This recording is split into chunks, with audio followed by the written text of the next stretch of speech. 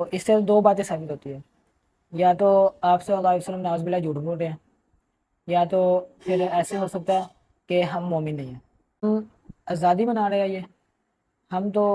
یہ جسے کہتے ہیں فضول خرچی اور لوگوں کو نقصان پہنچانے والے کام کرتے ہیں۔ پر اس سال جو مسلمانوں کے حالات ہیں نا،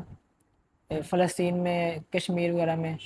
مجھے تو یہ لگا تھا کہ اس بار لوگ جشن آزادی کا ہی بائیکاٹ کریں گے، اس کو منائیں گے نہیں اتنے اچھی طریقے، لیکن دیکھنے میں یہ آیا کہ اس سال پچھلے سالوں سے کہیں زیادہ جشن آزادی منائی گئی ہے۔ میں یہ سوچ رہا تھا کہ مجھے نا آپ صلی اللہ علیہ وسلم کی ایک حدیث یاد آئی۔ آپ صلی اللہ علیہ وسلم، صحیح بخاری کی حدیث ہے، آپ صلی اللہ علیہ وآلہ وسلم نے فرمایا کہ مومن ایک جسم کی مانند ہے، جیسے جسم میں کسی اعضاء پہ اگر چوٹ پہنچ جائے نا تو پورے جسم کو درد محسوس ہوتی ہے۔ مثال کے طور پہ ہمارے ہاتھ پہ یا پاؤں پہ کہیں پہ چوٹ لگے نا تو ساری رات پھر نیند نہیں آتی ہمیں، ہمارا پورا جسم درد ہوتا ہے، بخار چڑھ جاتا ہے ہمیں۔ مومن بھی بالکل ایسے ہی ہے،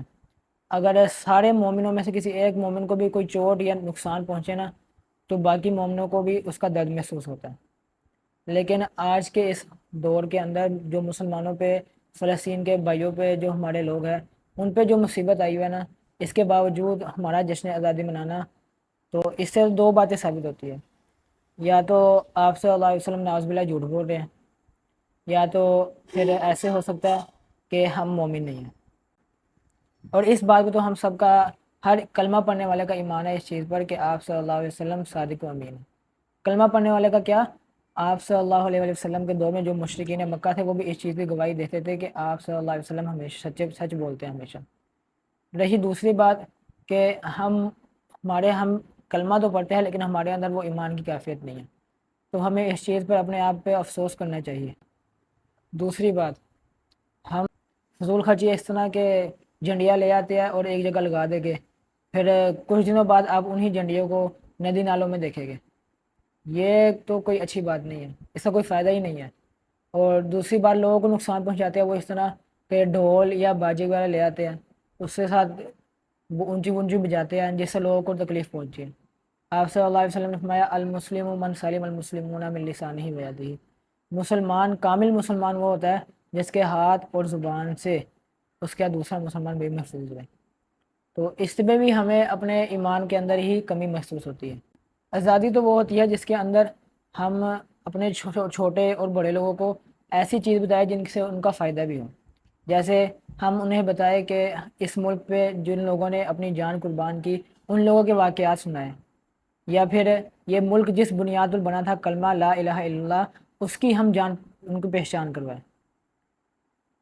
پھر ہمیں آزادی کا اصل مقصد پتہ چلتا ہے۔ تیسری بات، کیا آپ کو لگتا ہے یہ ملک آزاد ہے؟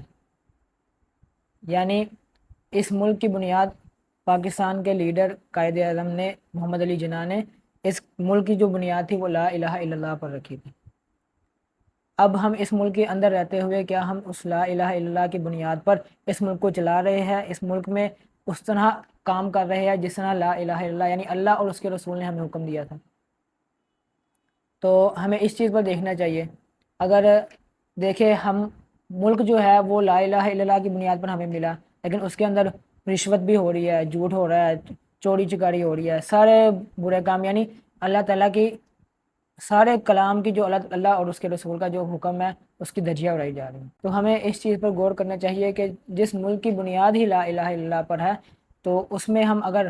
چوری چکاری کریں تو کیا اس سے کام بنے گا؟ تو کیا آپ اسے آزاد ملک کہتے ہیں؟ جس دن اس ملک کے اندر اللہ اور اس کے رسول کے حکموں کی پیروی کی جائے گی اس دن یہ ملک آزاد ہوگا۔